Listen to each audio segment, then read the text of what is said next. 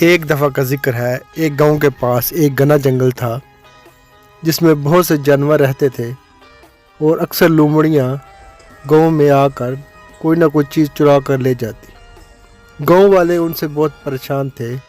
اس مصیبت سے چھٹکارا حاصل کرنے کے لیے انہوں نے گاؤں میں کچھ کتے پال لیے جو اکثر ان لومڑیوں پر بھونکتے رہتے تھے۔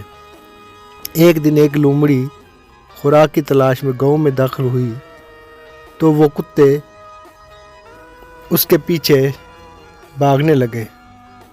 لومڑی نے اپنی جان بچانے کے لیے ایک ڈرم کے اندر چھلانگ لگا دی جس میں نیلا رنگ بھرا ہوا تھا۔ کتوں نے تھوڑی دیر اس کو تلاش کیا، پھر وہاں سے چلے گئے۔ تھوڑی دیر بعد جب لومڑی ڈبے سے باہر نکلی تو اس نے اپنا کلر نیلا پایا۔ اس نے کہا میں تو ڈیفرنٹ ہو گئی ہوں۔ اس کے دماغ میں ایک خیال آیا اور وہ جنگل کی طرف چل پڑی۔ جب وہ جنگل میں پہنچی تو سب جانور دیکھ کر اس کو پوچھنے لگے کہ وہ کون ہے اور کہاں سے آئی ہے۔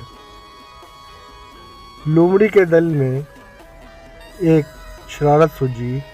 اس نے کہا میں دور کسی جنگل سے آئی ہوں اور بادشاہ سلامت کے لیے اپنے بادشاہ کا پیغام لائی ہوں۔